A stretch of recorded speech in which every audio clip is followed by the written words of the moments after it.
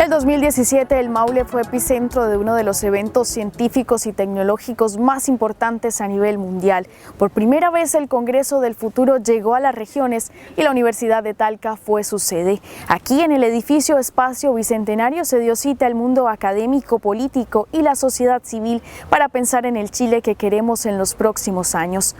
Lo invitamos a revivir este evento, las conferencias con connotados expertos y también el panel de cada una de sus temáticas.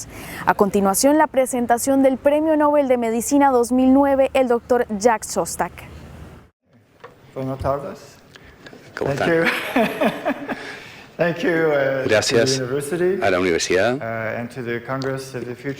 y al Congreso, el Conferencia del Futuro para invitarme y estar frente a esto aquí, estar en Chile. Ha sido una experiencia bastante interesante y voy a tener que volver a este lindo país.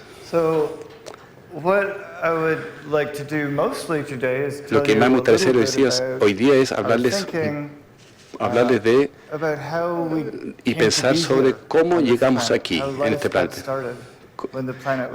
Cómo empezamos cuando el planeta era joven. Pero antes de hacer eso, quizá sería interesante, especialmente para algunos de los estudiantes más jóvenes, para explicarles cómo empecé y cómo he hecho este camino,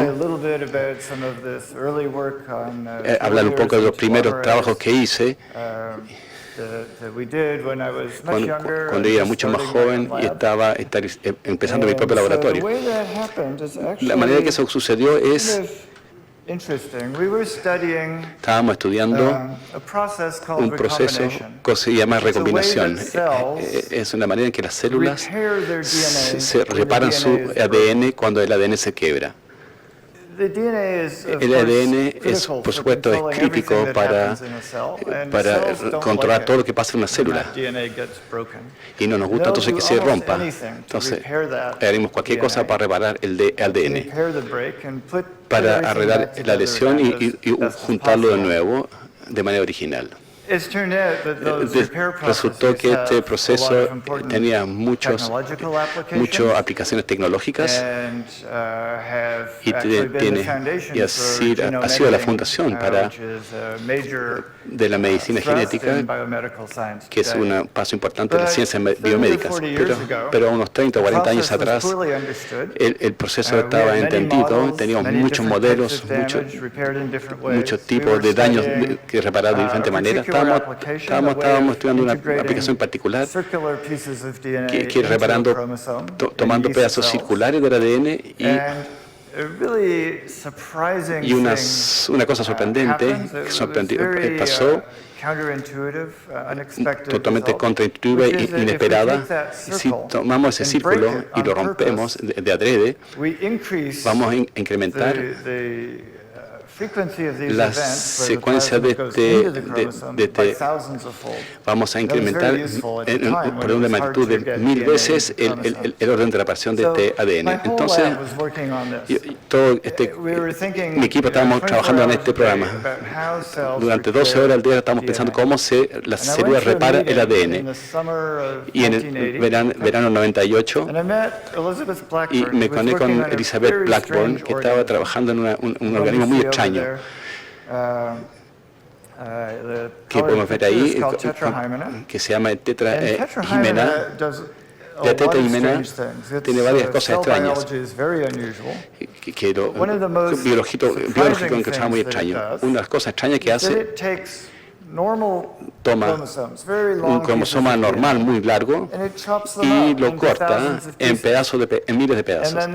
Y estos pedazos se replican y amplificado, y al final de esta secuencia extraña, GGGTT, que se repite miles de veces. Cuando termina ese ADN termina ahí y es la célula que determina que termina ahí. Y no es interpretado como pedazos separados. No trata de repararlo. Es una buena defensa. Y eso era tan diferente, tan opuesta a la idea que teníamos, que inmediatamente fue a hablar con ella, con Elizabeth Blackburn. Tuve una gran conversación y empezamos a hablar de hacer experimentos y terminamos colaborando por varios años para tratar de entender cómo esta secuencia de ADN funcionaba, cómo llegaba a ser un pedazo de ADN tan estable. Y mi parte del proyecto era tomar este ADN.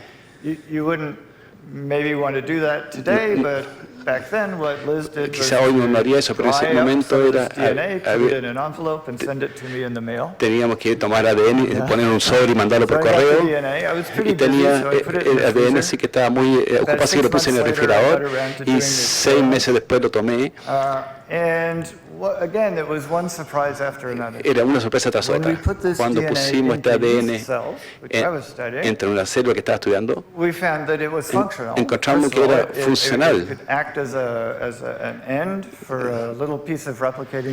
Tenía lugar donde se replicaba, por lo tanto eso era extraño, porque toda la bioquímica que está subyacente a eso era la misma, pero un organismo completamente diferente, muy conservado, pero quizá era importante por algunas cosas extrañas que podría suceder. Entonces, cuando empezamos a ver cómo trabajaba el ADN y cómo se replicaba sobre varias generaciones, encontramos cosas bastante extrañas.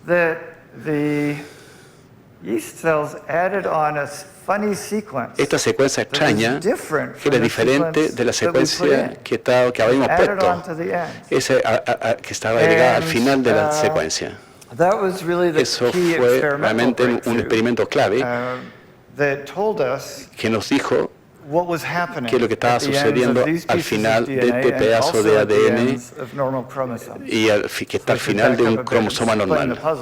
Era como un puzzle. Los cromosomas son pedazos de ADN muy largos. Y ya sabemos hace mucho tiempo que se replican a través de unas enzimas, excepto quizás en los extremos. Todo lo que hacemos los procesos, los extremos del cromosoma no eran totalmente bien entendidos. Entonces el cromosoma podría irse quedándose cada vez más corto. Y eso por supuesto no sucede, si no, no estaríamos aquí. Así que sabía que había algo extraño que sucedía en los extremos. Y esto es el experimento que nos dijo, en facto estamos agregando un extra ADN y que está sintetizando ADN extra al final en el extremo del cromosoma. El año siguiente, Carl Breider, con sus estudiantes en el laboratorio de Elizabeth, descubrieron lo que en bioquímica se llama la polimerización. Y era muy importante. Una de las pistas que nos llevó a esa enzima fue un experimento que se hizo con levadura. Esto fue con Lundblad en mi laboratorio. Y vimos cuál era el efecto de las mutaciones que había en esta enzima que estaba reparando los cromosomas, lo que impedía que los cromosomas se acortaran en la división celular. Y llegó a este resultado. La primera se llamaba Este1. Se puede ver aquí que lo que predijimos, aquí tenemos en la autofaresis, tenemos aquí las líneas de ADN. Estos son ejemplos de generaciones siguientes, muchas generaciones, y cada vez más cortos eran los cromosomas. Pero la cosa extraña fue que las células, cómo se veían las células. Después de 25 generaciones, estas células se multiplicaban 25 veces. No se podía ver viéndolas, pero se podía.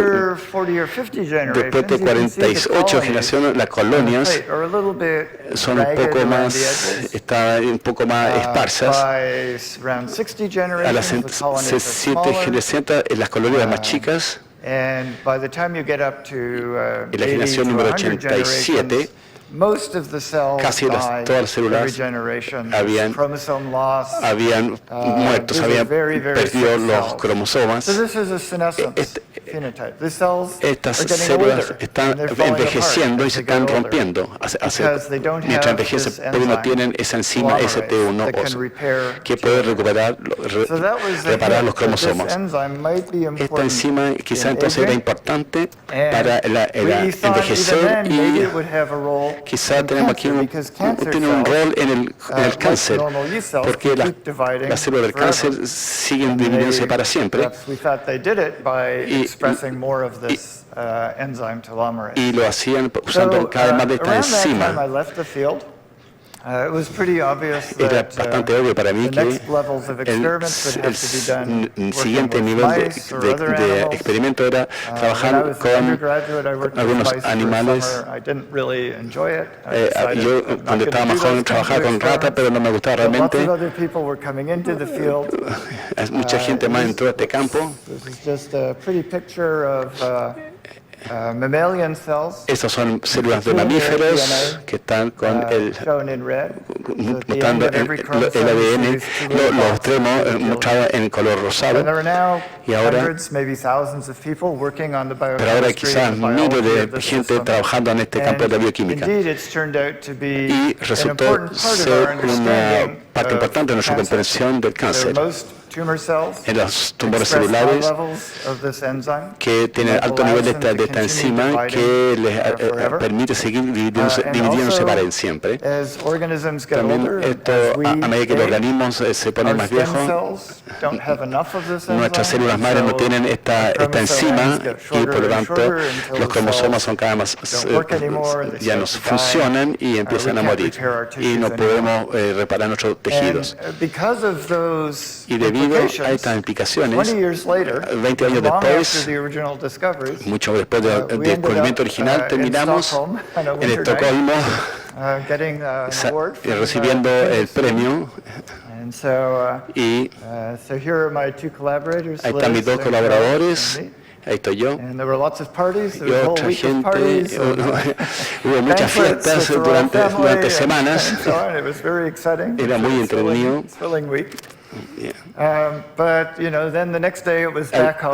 Y después estábamos de vuelta al trabajo en el laboratorio en nuestro país. En ese tiempo ya no estaba trabajando ya no había trabajado hace 20 años en este tema. Y entonces yo me interesé en otro tema. Cosas menos competitivas. Es más entretenido hacer ciencia en un campo donde toda la gente está tratando de hacer lo mismo. Así que empecé a trabajar en evolución. Pero no en la evolución del organismo, pero la evolución de las moléculas. Y trabajamos con tecnología usando grandes poblaciones de moléculas. Esta es una de las primeras moléculas que usamos. No viene de la biología, es otro tipo de laboratorio. Es un fragmento de ARN, que está muy bien definido en 3 dimensiones y hay una pequeña cavidad donde se agrega el ATP.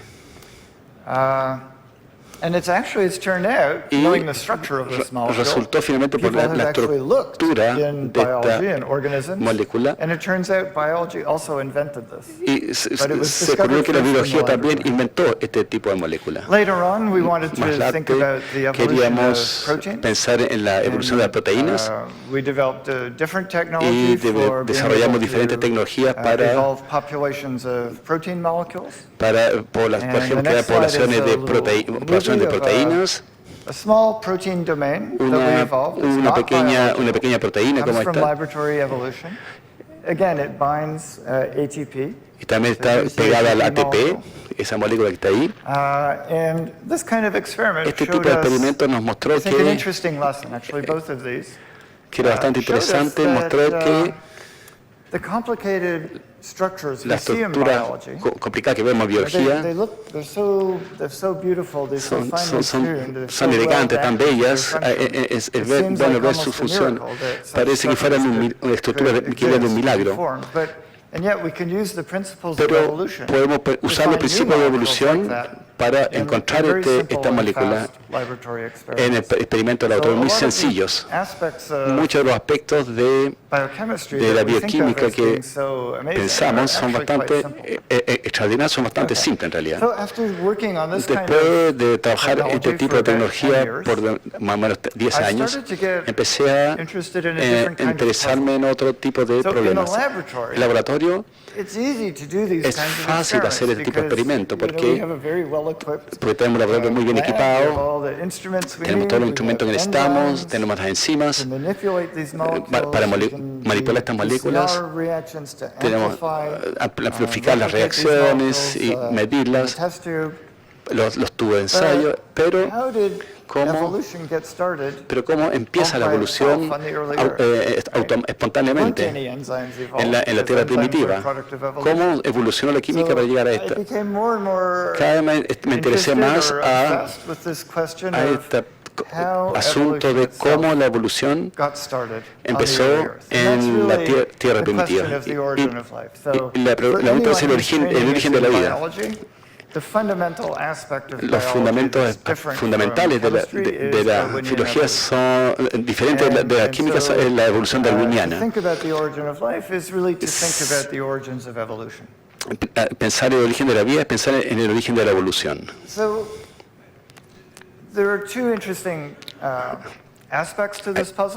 Hay dos cosas interesantes respecto a, por supuesto, el origen de la vida. Es una cosa que la gente estaba pensando desde hace muchos años. Todos se han preguntado cómo empezó la vida y hay muchas teorías.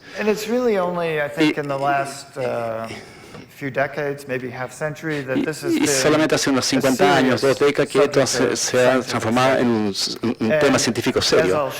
Como les mostraré, hay mucho avance desde el último 10 años. La pregunta tiene un interés fundamental.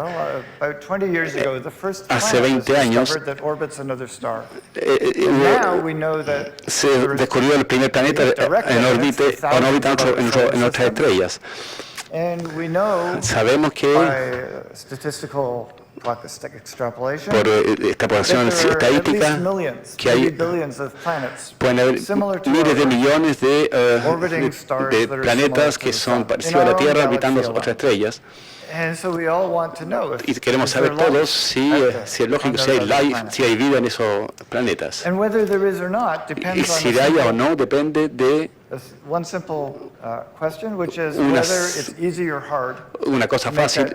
¿Es fácil o difícil hacer una transición entre la química hacia la evolución, hacia el principio de la vida? Hay un camino fácil en que que la vida puede llenar, que el universo puede llenarse de vida. Está lleno de planetas donde podrían crearse esta vida. Por otro lado, esta es solamente una etapa que es muy difícil, que requiere un evento muy extraño, raro, que podría ser, por ejemplo, que este incluso podría ser el único lugar del universo que tenga vida. Así que podríamos tratar de responder a esta gran pregunta. Los astrónomos están tratando de responder esto mirando directamente a los planetas, exoplanetas. Nosotros estamos tratando de hacerlo mirando, haciendo simples experimentos de laboratorio y ver si podemos recrear ese camino desde las simples células de manera tal que realmente pasó en la Tierra primitiva. Usted puede preguntarse si ¿por qué no hemos llegado todavía a este resultado? El problema es que no es porque los experimentos sean difíciles. Algunos del trabajo ya se hicieron hace 50 años. Es más bien cómo pensamos acerca del problema. En mi opinión, eso viene por el hecho que la biología moderna es muy compleja. Todas células modernas han evolucionado por miles de millones de años y el resultado es que las estructuras de nuestras células son increíblemente bellas y complicadas.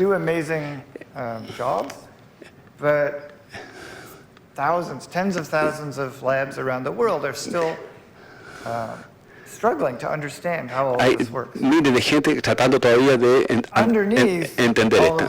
Debajo de esta complejidad estructural hay una bioquímica muy compleja. Todos los estudiantes que han sido forzados de memorizarse estas reacciones saben cuán complicado es. Es imposible que una cosa como esta, tan compleja, haya nacido espontáneamente de repente. Debajo de esta bioquímica hay un flujo de información desde el ADN. Toda la información de la célula está ahí. Se va al ARN, que después se transforma en proteína, que después cumplen la estructura o una función bioquímica.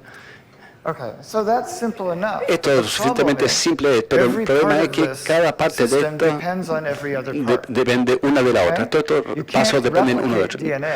No puede replicarse la proteína sin la ARN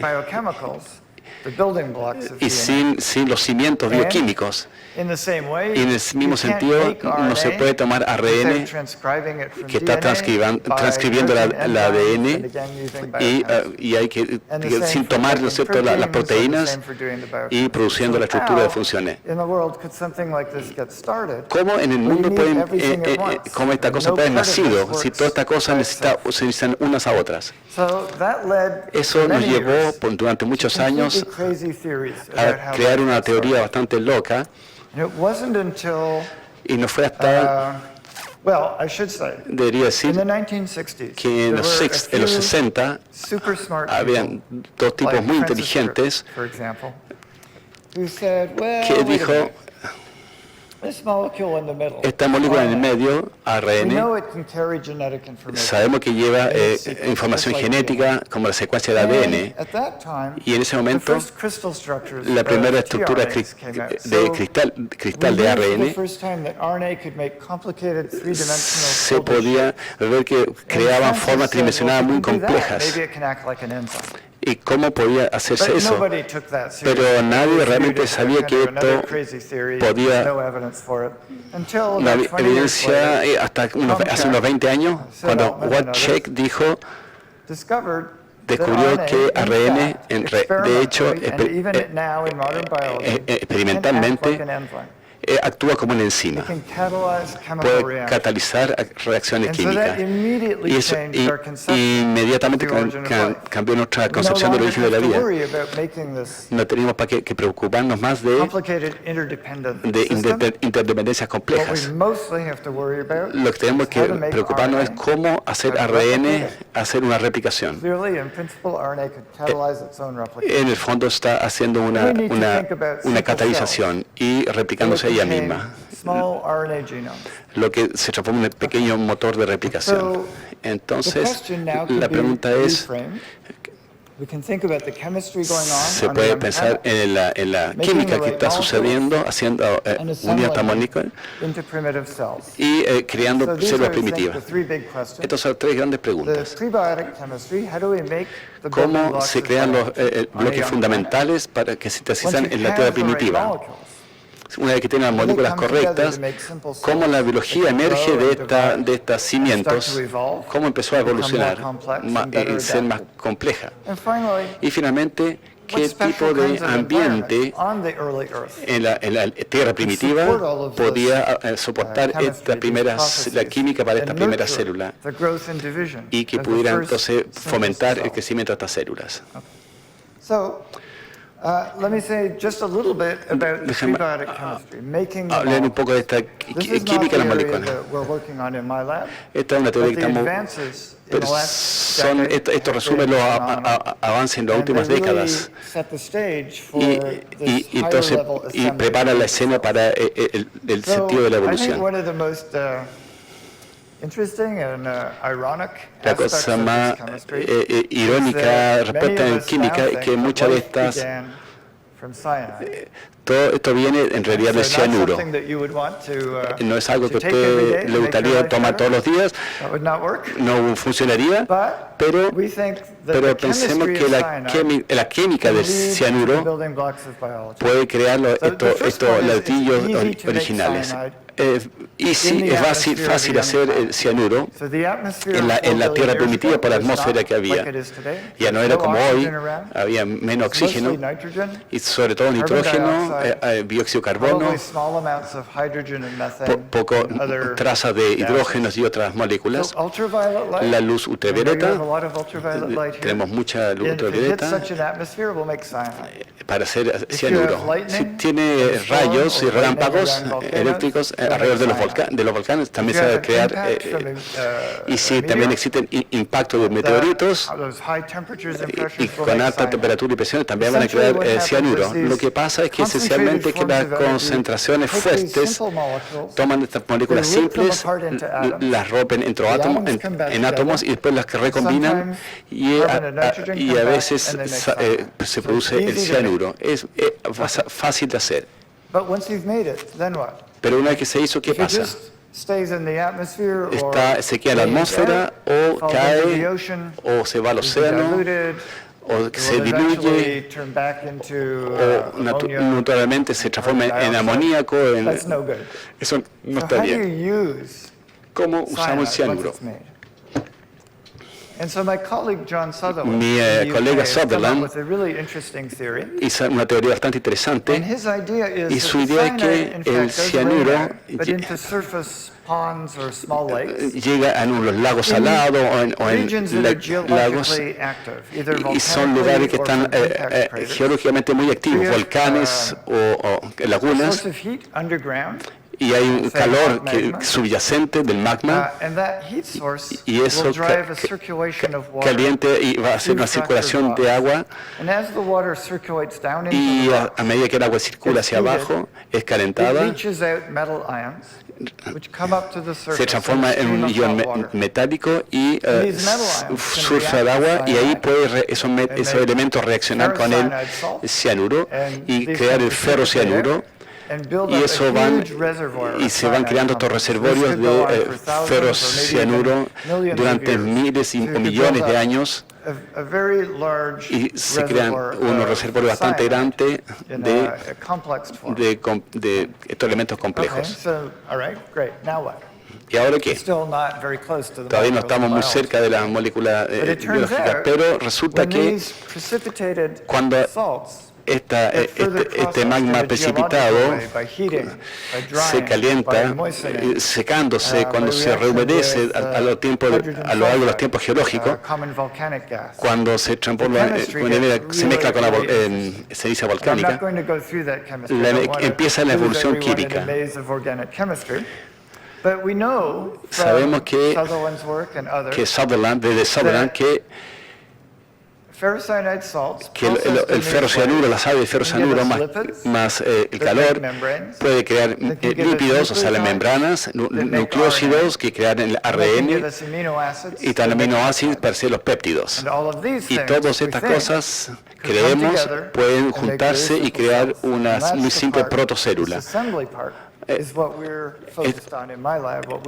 Esto lo estamos viendo en mi laboratorio, tratando de entender estos pasos fundamentales.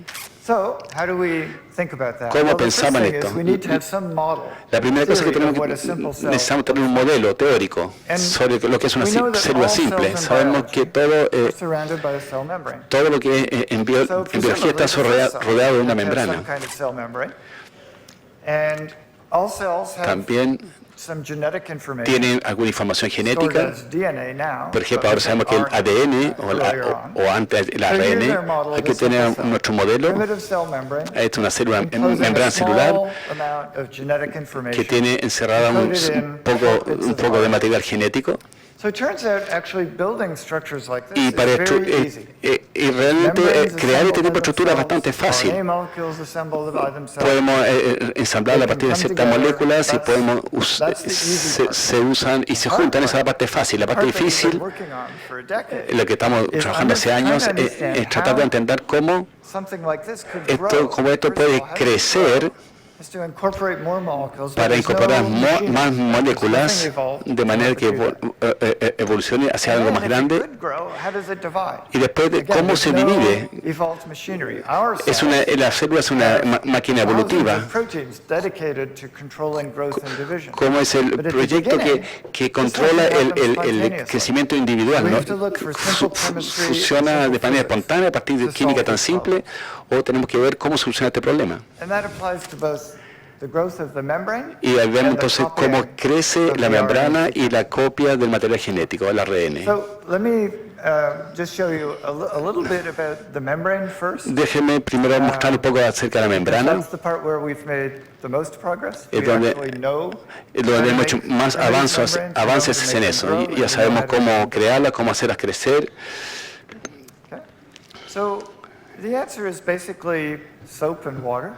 En el fondo, la solución es agua y jabón. Estas son las moléculas oleicas que están ahí.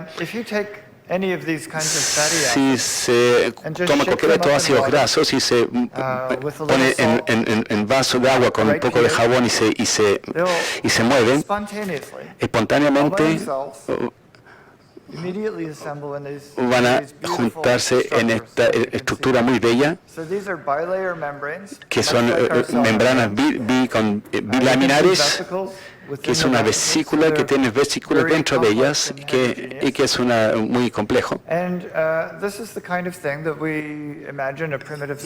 Y eso lo imaginamos que era en un comienzo, que era así. ¿Cómo lo hacemos crecer y replicarse? Durante años estudiamos esto de manera muy indirecta. Uno de los primeros trabajos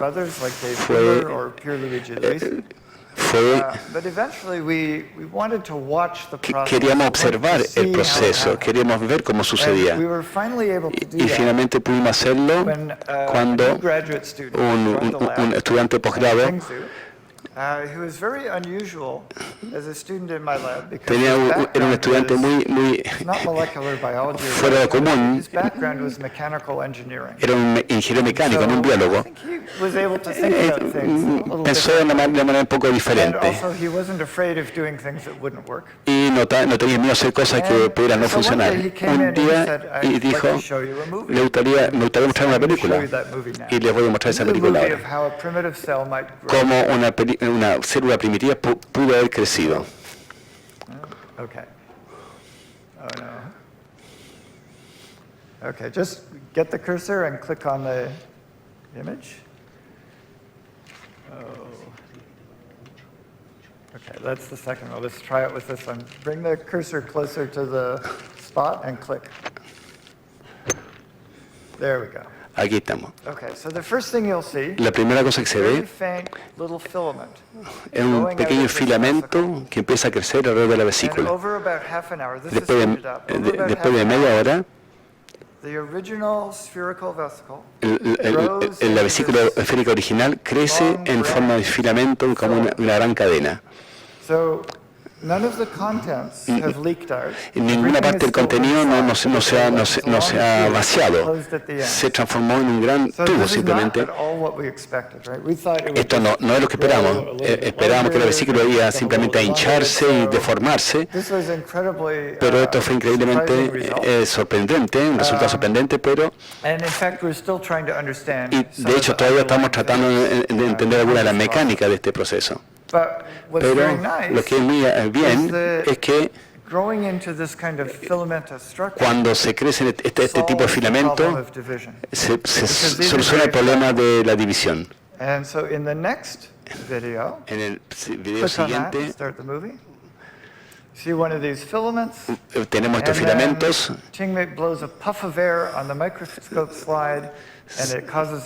Se le echa un poco de aire por el microscopio. Estos filamentos se rompen y eventualmente vuelven a reunirse en forma esférica. Eso es muy simple y robusto, un proceso muy simple y robusto que creemos puede fácilmente haber sucedido en la Tierra primitiva. Nos da un ciclo de crecimiento y de replicación, de división, que se puede continuar indefinidamente. Es como un ciclo moderno que está impulsado por el ambiente. Esta es solamente una parte, la mitad del problema. Después, cómo se replica el material genético. Se pueden acumular mutaciones y que nos lleva a la evolución. Pero ahora tenemos que pensar en el ARN. Esto nos muestra lo que necesitamos, una cadena larga de ARN en un ambiente químicamente rico que está lleno de estos bloques fundamentales del ARN y que encuentran su lugar de acoplamiento y se sitúan en su lugar y hacen una copia de la molécula original. Eso es lo que estamos tratando de hacer. La gente que trabaja en este problema por más o menos 50 años y los primeros resultados fueron obtenidos en el año 80 y otros estudiantes han logrado esto. Al principio se pensó que copiar el ARN era muy fácil, pero a medida que pasaba el tiempo, se vio que había varios problemas. Primero que nada, el proceso de copiar ARN sin enzima es muy lento. Y el ARN es muy delicado, se puede romper espontáneamente y se pierde la información. Pero esto hace millones de años que sucede. Entonces la química tiene que ser más rápida que la tasa de descomposición del ARN. La replicación no era muy precisa, había muchos errores, tantos errores que no podría propagarse, ¿no es cierto?, naturalmente. Hay también conexiones incorrectas en esta cadena. Si podían solucionar estos problemas, podríamos tener una doble hélice. Pero el ARN tiene un problema. Es una molécula muy estable, no podemos sacar ramas. Y si no pueden separarse las ramas para copiarse de nuevo, pues van a juntarse de nuevo, mucho más rápido de lo que se necesita. Hay otros problemas también que todavía estamos tratando de encontrar. Por estas razones estamos pensando que mucha gente piensa que quizás no hay manera de replicar el ARN. Todo lo que hemos visto químicamente trabaja en contra de esta hipótesis. Empezamos a ver entonces otro tipo de cosas. Quizá hay una cosa más simple que el ARN, algo más fácil de construir. Y eso nos llevaron hacia mucha química muy interesante. Pero nada era lo suficientemente acercado a lo bueno que es el ARN. Entonces, deberíamos echar otro vistazo a estos problemas. Quizá hay algo que no vimos. Entonces, es lo que estamos haciendo en mi laboratorio desde hace tiempo. Pero no tengo tiempo para explicar todos esos elementos.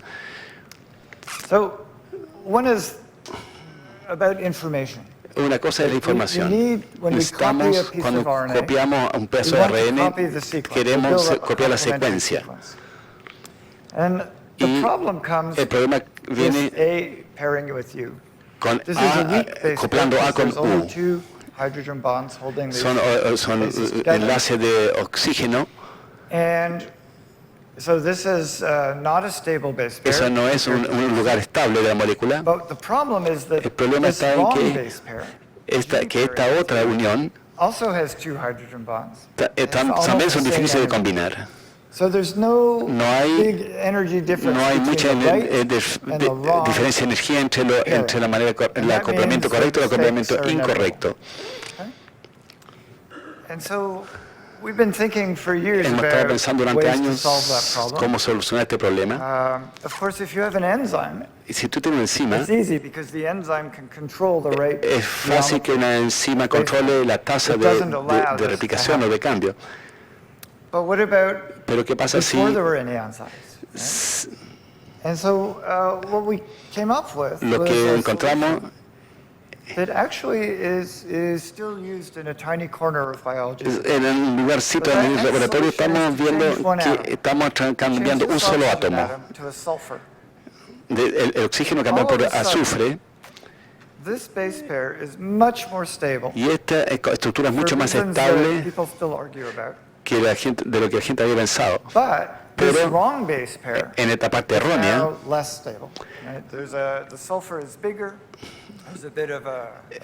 aquí el azufre no se conecta con el entonces tenemos una secuencia correcta y una secuencia incorrecta. Hay una diferencia de energía.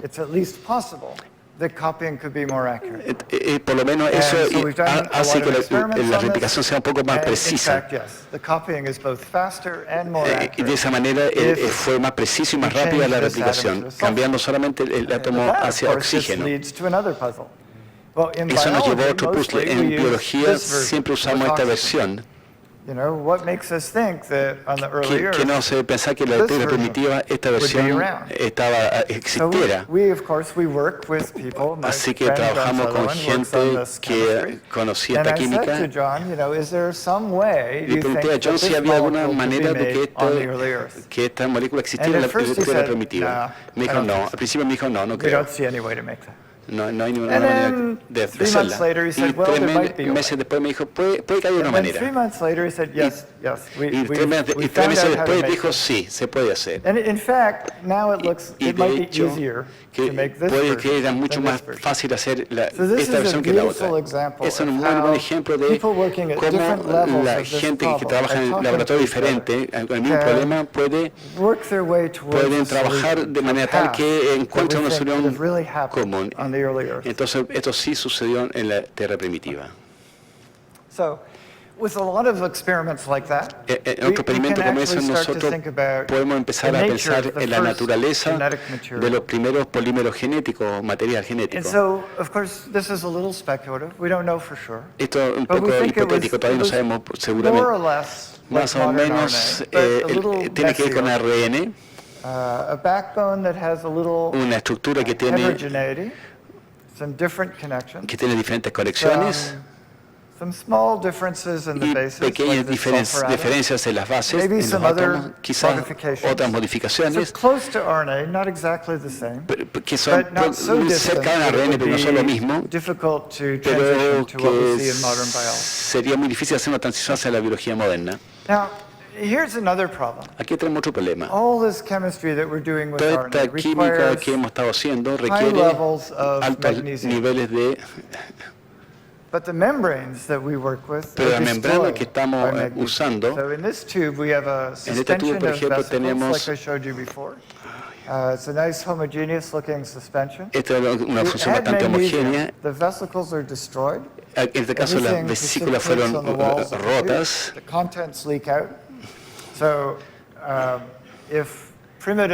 Si la vida primitiva usaba membranas como estas, no podían existir en el presente porque el magnesio le impediría hacer la replicación del ADN. ¿Cómo podemos poner todo esto junto? No es solamente solucionar el problema con la membrana o con el ADN, tenemos que juntarlos de manera tal que todo funcione junto. Entonces, un estudiante de posgrado muy ingenioso que trabajaba conmigo en mi laboratorio encontró una respuesta. No sabemos si esto funciona en la pintura primitiva, pero va a unir el magnesio de manera tal que las membranas quedan protegidas, no se rompen. Y esto permite hacer un experimento que queríamos hacer durante mucho tiempo. Queríamos hacer una copia, una replicación de ARN al interior de una membrana de vesícula de la cual ya sabíamos cómo construir. Entonces ella fue capaz de encapsular moléculas de ARN dentro de estas vesículas más grandes. Le agregaba todos los químicos necesarios, nutrientes, que atravesaban la membrana de manera espontánea, entraban y copiaban el material genético. Para nosotros eso fue un gran esfuerzo de hacer una copia de ARN dentro de vesículas que estaban aisladas fuera. Esto nos permite ver que quizás podemos solucionar el resto del problema de la replicación de ARN y permitir que las células crezcan y se repliquen. Esto realmente es lo que estamos trabajando en este momento. Quiero cerrar diciendo, por pensar un par de minutos, ¿dónde en la Tierra esto podría suceder? Ya mencioné la teoría de Sutherland de la de regiones con mucho volcanismo, con agua circulando desde el magma. Exactamente lo que estamos buscando. Es un típico y muy buen ambiente para crear este sistema. En la parte oeste de Estados Unidos hay una región volcánica todo bastante tranquilo porque está cubierto con hielo en el invierno. Todo el material orgánico es atrapado en el hielo. Hay fuentes de energía química probablemente adentro. Pero más importante para nosotros, estos ambientes son fríos, pero puede dar periodos, pulsos de temperatura alta. Y la importancia de eso es que podemos ver en esta figura, esta figura en forma de cono, que hay una corriente de agua caliente, saliendo por esos conos. Y el agua puede ser muy caliente, 95 grados de Fahrenheit. Lo que estamos diciendo es que nuestro modelo entonces puede ser impulsado por las condiciones del ambiente. Estas células primitivas pueden crecer en ambientes fríos, pueden crecer y dividirse, pero de vez en cuando pueden llegar a un canal caliente de agua caliente, pueden subir en mucha temperatura, suficientemente como para romper las cadenas de ARN y se pueden copiar de nuevo y hace la membrana más filtrante y inmediatamente son empujadas de nuevo en el ciclo hacia el agua fría en donde pueden ¿no es cierto? Crecer y dividirse. Todo esto controlado por el ambiente. Tenemos un células simples en un complejo ambiente bastante rico de materiales y que impulsa este crecimiento y replicación. Lo que yo espero, y si tenemos suerte, es que podamos resolver el resto del puzzle en el proceso de llegar de células simples en laboratorio y meterlo en ciclos de división como este. Y lo que queremos realmente es que queremos ver cómo evolucionan estas estructuras en diferentes ambientes. Y queremos saber cómo el material genético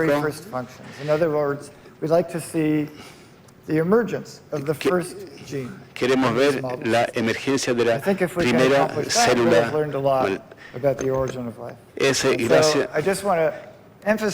Quiero enfatizar que todo este trabajo ha sido la unión de trabajo de mucha gente con la que hemos trabajado hace mucho tiempo, y hay un laboratorio lleno de gente muy brillante que están pensando en este problema desde diferentes momentos del tiempo, y estamos todos tratando de solucionar estos problemas. Muchas gracias por su atención.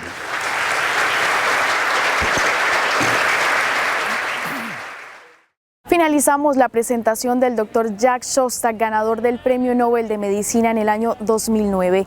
Esta conferencia formó parte del Congreso del Futuro 2017, que tuvo como sede a la Universidad de Talca. Lo invitamos a suscribirse y a ver más videos y programas en nuestro canal de YouTube.